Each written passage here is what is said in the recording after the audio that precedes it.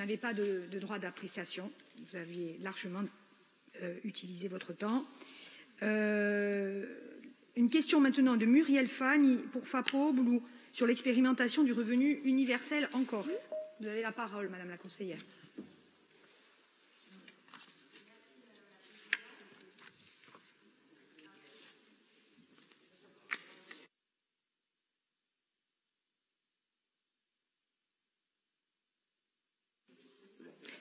Oui, merci Madame la Présidente. Monsieur le Président, nous le savons tous, la Corse est un territoire particulièrement marqué par le phénomène de pauvreté. Les taux de chômage et de précarité sont parmi les plus hauts et ces difficultés économiques et sociales ont été considérablement accentuées par la crise de la pandémie de Covid-19. La lutte contre la précarité et l'exclusion sociale, une des priorités de notre majorité, qui s'est engagée depuis son arrivée aux responsabilités, a proposé des solutions innovantes dans ce domaine par la mise en œuvre d'une politique territoriale volontariste et transversale au travers de son plan de lutte contre la précarité et la pauvreté. Alors, ces priorités, elles ont également été déclinées dans l'ensemble des politiques publiques proposées par la collectivité de Corse, à l'image du PAT per adjuventu qui devient PAT di adjuventu, et Madame la conseillère exécutive, qui a aussi en charge le volet jeunesse, nous expliquera tout à l'heure, en présentant son rapport, la raison de ce changement de nom. Dans le domaine de la formation, il y a la mise en œuvre du PRIC, également le soutien à l'insertion, la lutte contre la précarité énergétique et bien d'autres dispositions. Alors, toutes ces réalisations qui sont concrètes ont permis d'améliorer, et nous pouvons le dire de façon significative, les dispositifs d'aide destinés aux populations les plus précaires. En parallèle de cette politique volontariste, une commission ad hoc chargée de travailler sur la question du revenu de base a été mise en place en 2017 à l'initiative du président Jean-Guy Talamone. Alors cette commission était composée d'élus, j'y ai moi-même participé, avec d'autres collègues toujours présents aujourd'hui dans l'hémicycle, une commission très intéressante et riche en échanges, composée également de fiscalistes, d'économistes tels que Marc de Basquiat. Alors Marc de Basquiat, aujourd'hui, c'est le président de l'Association pour l'instauration d'un revenu d'existence. L'acronyme de ce mouvement est R. Alors c'est un ingénieur de formation très engagé d'une manière pragmatique sur le sujet et sa vision a vraiment éclairé nos travaux en commission. Alors étaient également présents les responsables des caisses comme la CAF et d'autres caisses du territoire. Les services de la collectivité de Corse étaient également présents. Alors cette commission, elle a proposé d'étudier les conditions de faisabilité d'un revenu universel et de sa possible expérimentation pour l'ensemble de la population de notre île, soit plus de 340 000 habitants. Bien entendu, en prenant en compte les réalités du modèle économique insulaire. À la suite de ces travaux, en avril 2020, le Conseil exécutif de Corse a donc présenté à notre Assemblée un rapport adopté à l'unanimité, visant à positionner la Corse comme territoire d'expérimentation sur le revenu universel. Ceci, évidemment, afin d'explorer toutes les pistes qui nous permettraient et qui permettent de renforcer les solidarités afin de venir en aide à ceux qui en ont le plus besoin. Ainsi, Monsieur le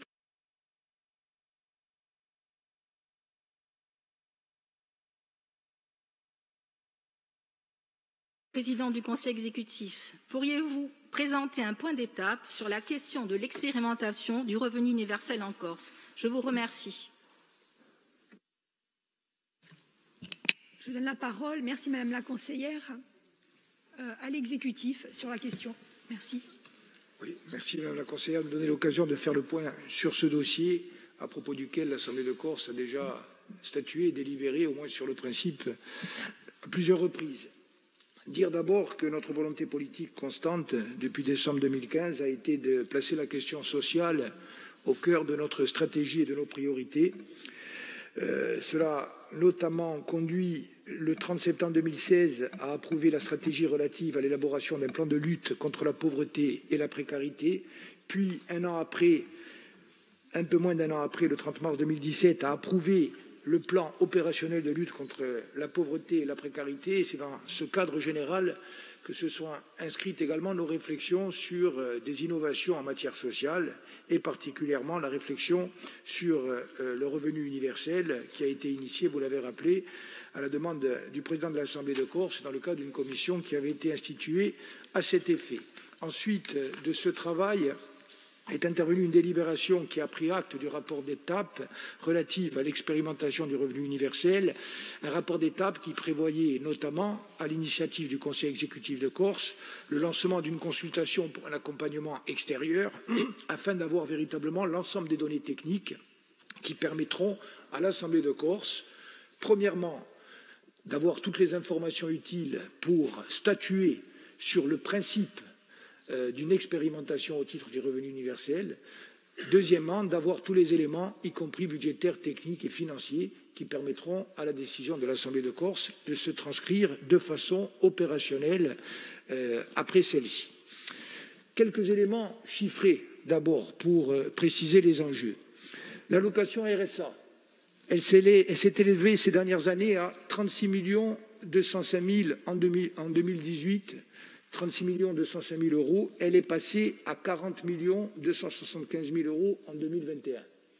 Autrement dit, dans le cadre des dépenses d'ordre social, qui sont aussi, je vous le rappelle, et me tournant notamment vers les membres de la majorité et de l'opposition, qui me rappellent à chaque discussion budgétaire que l'enjeu, c'est de limiter les dépenses de fonctionnement pour pouvoir préserver notre capacité à investir. Je vous rappelle que les dépenses de fonctionnement incluent, par exemple, les dépenses dans le domaine social et que celles-ci représentent aujourd'hui notre poste budgétaire le plus élevé, qui augmente de façon systématique sans ressources corrélatives, ce qui veut dire que nous sommes typiquement dans un effet ciseau qui va en s'aggravant puisque la pauvreté malheureusement continue d'avancer et que la population qui arrive en Corse, très importante, arrive souvent en Corse en situation de pauvreté et de précarité et tombe donc dans une véritable trappe à pauvreté.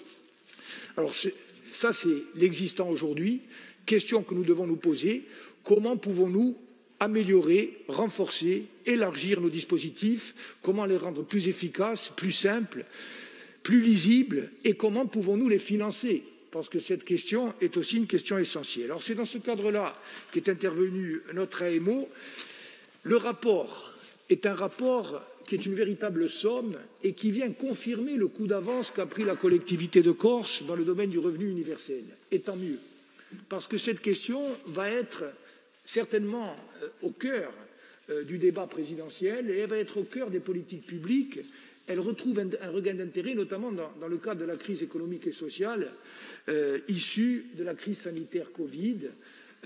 Les dispositifs actuels montrent leurs limites et partout, en France et en Europe, on réfléchit à de nouveaux modes de solidarité. Et donc, c'est dans ce cadre général que nous pourrons inclure notre propre réflexion.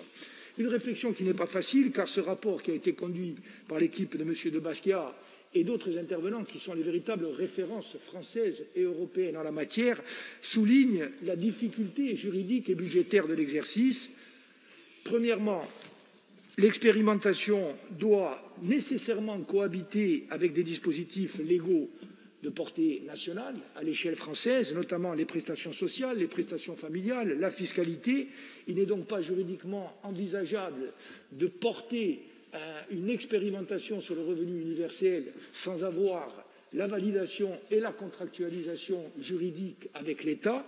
Deuxièmement, il s'agit de concevoir un dispositif expérimental qui évite autant que possible les inconvénients attachés aux expérimentations précédentes, par exemple des échantillons trop restreints, non représentatifs, des montants inférieurs aux minimaux sociaux actuels, des durées trop courtes pour évaluer des changements comportementaux. Troisième difficulté, le point précédent indique que le dispositif expérimental ne doit bien sûr générer aucun perdant. Il ne s'agit pas d'ériger les gens, et notamment ceux qui sont en situation de précarité, en cobayes contre leur volonté ou à leur détriment. Et ce dispositif doit également s'accompagner d'une réforme d'ensemble des prestations sociales, mais également de la fiscalité. D'où une redoutable complexité juridique, technique et financière. Le rapport vient de rentrer il y a quelques jours. Nous sommes en train de l'examiner. Il va bien sûr être intégré dans la réflexion globale et un rapport du Conseil exécutif qui va saisir votre Assemblée, qui aura ainsi tous les éléments pour statuer et sur le principe et sur les modalités opérationnelles. Un chiffre quand même, et je termine. Le coût budgétaire pour 2 territoires expérimentaux de 5 000 habitants, en gros des territoires que nous pourrions identifier ensemble et en concertation avec les communes et intercommunalités qui se porteraient volontaires. 5 ans, c'est la période d'observation qui est jugée utile et nécessaire pour avoir véritablement une analyse de l'effet du mécanisme. 2 fois 5 000 habitants sur 5 ans, c'est 8 millions d'euros par an, en plus de ce que nous payons actuellement. Autant vous dire qu'au-delà des difficultés juridiques, techniques, fiscales, politiques, et du choix fondamental politique, il y aura aussi une discussion budgétaire.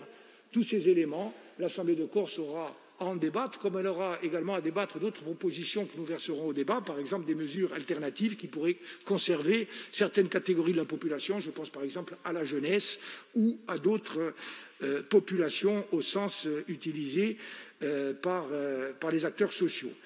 Voilà ce que je voulais vous dire, étant précisé que nous avons à cœur dans ce domaine, comme dans les autres, de continuer à travailler en partenariat étroit, y compris sur la réflexion stratégique avec l'ensemble des acteurs et notamment les associations que je salue qui œuvrent dans le domaine de la lutte contre la pauvreté et la précarité, ainsi que l'ensemble des élus et notamment les élus des communes et intercommunalités.